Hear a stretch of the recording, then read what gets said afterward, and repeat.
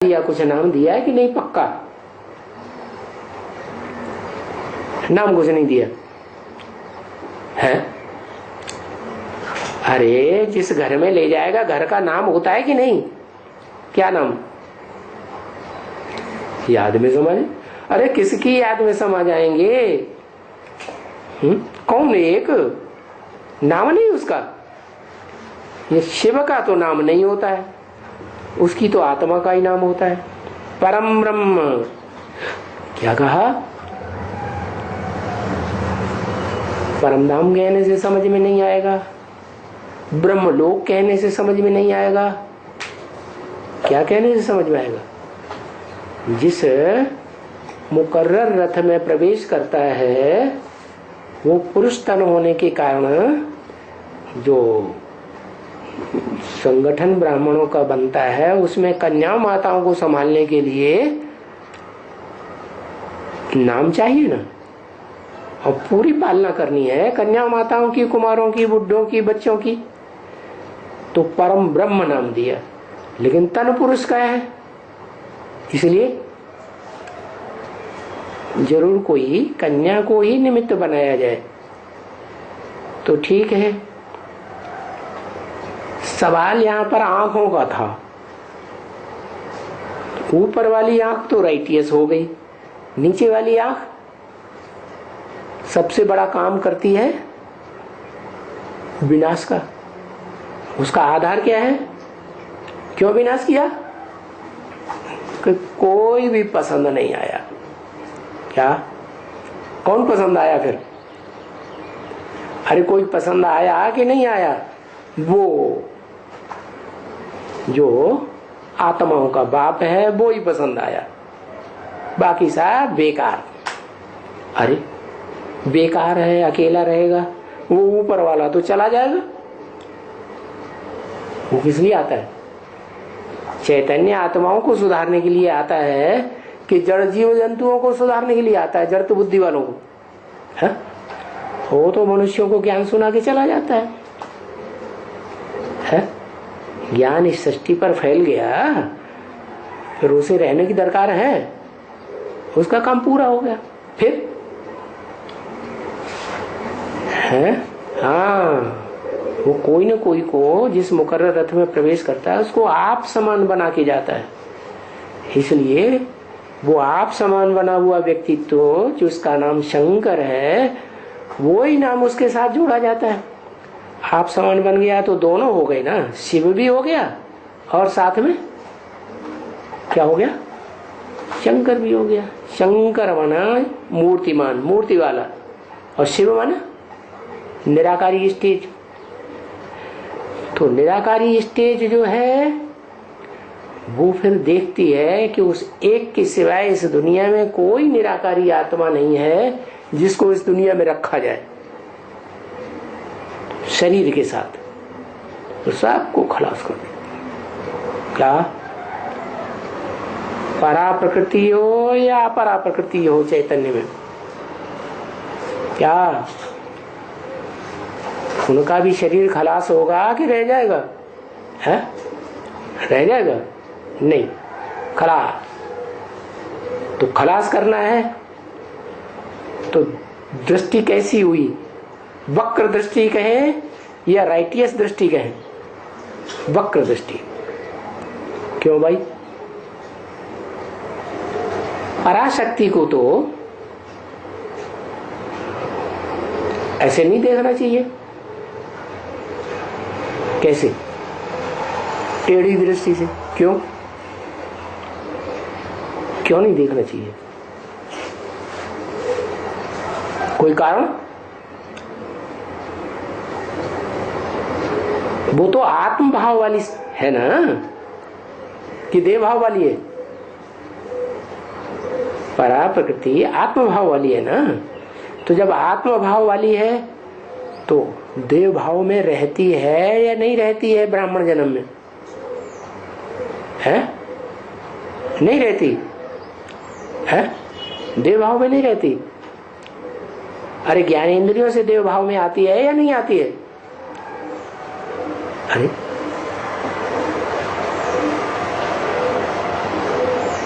आती है ना, आती है तो क्यों आती है? क्योंकि वो भी किसको अपना बाप मान लेती है? ब्रह्मा बाबा, परम ब्रह्म को वो भी नहीं पहचाना कि वो माता भी है पिता भी है। परम ब्रह्म वाला जो साकार रूप है उसमें पिता भी है, परम पिता जिसे कहते हैं परम पुरुष। पुरुषों में सबसे अति श्रेष्ठ, श्रेष्ठतम शिव। और जिसमें प्रवेश किया वो शरीर भी है। रथ में प्रवेश करता है या आत्मा में? रथ में प्रवेश करता है। तो वो रथ हो गया देवान का पुतला। सुंदरता किसमें ज्यादा होती है? कौन सी सुंदरता खींचती है? निराकार की सुंदरता खींचती है, शरीर की सुंदरता खींचती है। तो वो शरीर बताया कि वो हो गया प्रकृति का मूल रूप। क्या? परा प्रकृति का भी मूल रूप और अपरा प्रकृति का भी मूल रूप। अपरा प्रकृति का मूल रूप तो ठीक है, वो तो कलयुग के अंत में देह अभिमानी पत्थर बुद्धि बन ही जाता है। लेकिन परा प्रकृति का मूल रूप कैसे? जब पहचान मिलती है कि मैं देह नहीं हूं, क्या हूं? ज्योति बिंदु आत्मा हूं। तो ज्योति बिंदु आत्मा की स्मृति में टिकते टिकते और बाप को याद करते करते क्या बनेगा? आत्मा आत्मभाव वाला बनेगा या नहीं बनेगा? तो वो हो गया मूल। मूल रूप में आत्मभाव वाली प्रकृति भी है और परा प्रकृति भी है। तो बताया कि जो आत्मभाव वाली प्रकृति है वो मूल रूप में ऊपर से कनेक्टेड है या नीचे वाले शरीर से कनेक्टेड है? उसे रथ कहें या रथी कहें या सारथी कहें? है? क्या कहें? जिसका रथ है उसे क्या कहें? उसे तो रथी ही कहेंगे ना।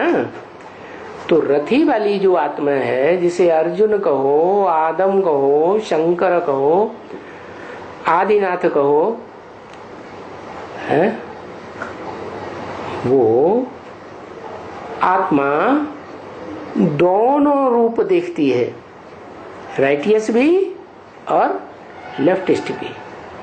लेकिन राइटियस एक भी आत्मा नहीं समझ में आती है।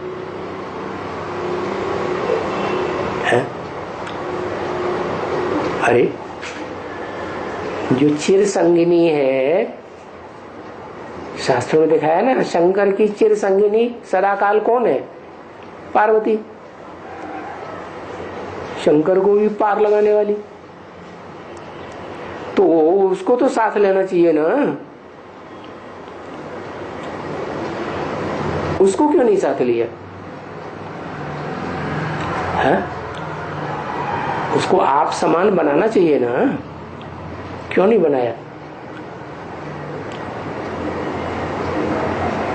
क्योंकि वो आत्मा भी लंबे समय तक ब्राह्मण जन्म लेने के बाद उस स्वरूप को नहीं पहचान पाती जो बाप का मूल रूप है। वो किस पे आधारित रहती है? ब्रह्मा के ऊपर। तो आधीन हो गई या स्वाधीन हुई? है आधीन हुई ना। तो आधीन आधीन को पसंद करेगा और स्वाधीन स्वाधीन को पसंद करेगा। इसलिए दो आंखें हो गई, एक है श्रेष्ठता देखने वाली, सच्चाई देखने वाली, और दूसरी है सच्चाई के साथ साथ दुर्गुण भी देखने वाली। तो आंखें आंखें कहो है, ये आंखें बहुत धोखा देती हैं। दृष्टि नहीं कहो, क्या दृष्टि नहीं कहो कि धोखा देती है। क्या देती है धोखा? आंखें बहुत धोखा देती है। इनका नाम आंखें है, आईज अंग्रेजी में। अरे ये क्या बात हुई? हीरो पार्टधारी की बेहद की आंखें दो हैं, या हीरो बनाने वाले की आंखें दो हैं? है? किसकी दो आंखें हैं? एक प्रकृति, प्रकृति अपरा प्रकृति, अपरा प्रकृति, और एक परा प्रकृति। बना जो रथ लिया मुकर्रर, उसमें आत्मा भी है और देह भी है, 5 तत्वों का संघात। तो ये दोनों जो हैं वो उसकी आंखें हो गई, प्रकृति और परा प्रकृति। तो दृष्टि नहीं कहो, क्या कहो? आंखें बड़ी धोखा देती है। अरे धोखा देती है, कोई पहचान नहीं पाता उन्हें। है? उस आत्मा को, और वो आत्मा जिस शरीर में जन्म जन्मांतर जहां जहां काम करती है, उसको कोई पहचान नहीं पाता। तो धोखा देती है कि नहीं? है? बहुत धोखा देती है। इनका नाम आंखें है, आईज। क्या क्या नाम दिया अंग्रेजी में? आई इज, आई है। कौन आई है? हैं? कौन आई है? इस सृष्टि में आई है। कौन आई है? पुरानी दुनिया को खलास करके नई दुनिया बनाने वाली आईज। आईज को दृष्टि नहीं कहा जाता अंग्रेजी में। दृष्टि कहा जाता है? दृष्टि कहा जाता है कि साइट कहा जाता है? साइट कहा जाता है। अच्छा बताओ जी,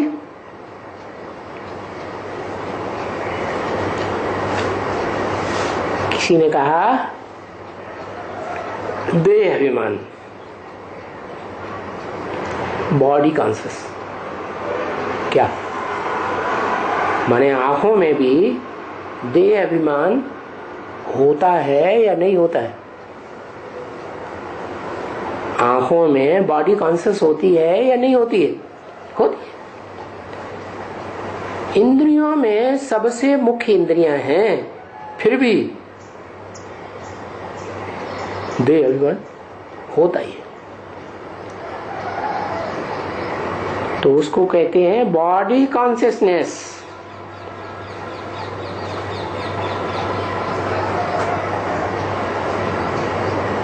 ये बॉडी कॉन्शियसनेस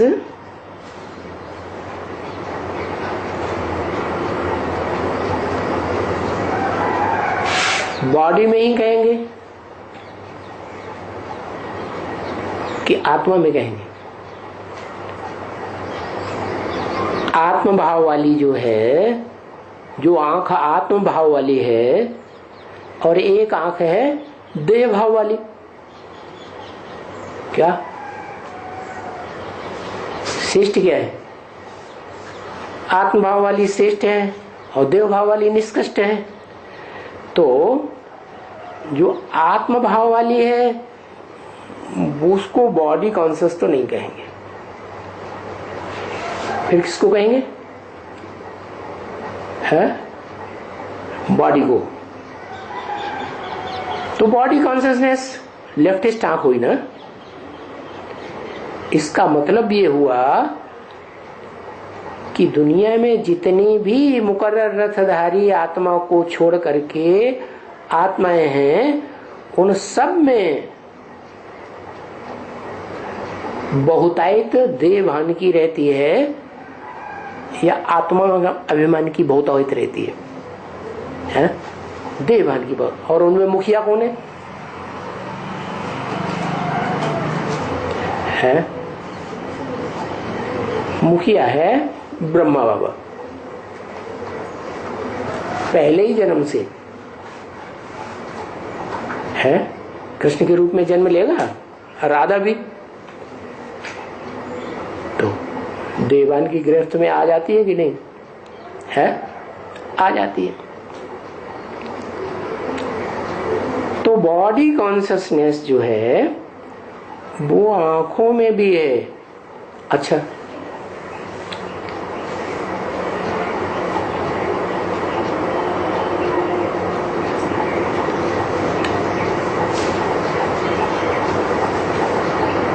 इस सृष्टि में, साकार सृष्टि में पार्ट बजाने वाली आत्माओं के बीच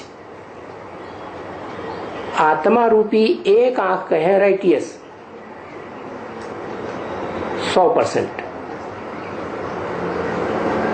है, तो दूसरी भी आंख साथ में है ना। लेकिन उसको कंट्रोल कर लेता है या वो कंट्रोल से बाहर रहती है? कंट्रोल कर लेता है। माने टोटल आत्मा अभिमानी बने तब ऐसी स्टेज बने कि कोई भी कर्म करो कर्मेंद्रियों से उसका पाप नहीं लगेगा। इसलिए बोला कि मैं ऐसे से विनाश कराता हूं जिस पर कोई पाप न लगे। तो ऊपर वाले पे तो कोई पाप नहीं लगता, वो तो पाप पुण्य दोनों से परे है। नीचे वाले में जिसमें प्रवेश करता है वो भी पाप पुण्य से परे हो जाता है। हमेशा के लिए नहीं। कब तक के लिए? जब तक कि सृष्टि न रचे। सृष्टि रचना शुरू किया और बस उसमें भी क्या होता है, संग के रंग से नीचे गिरना शुरू हो जाता है। ओम शांति।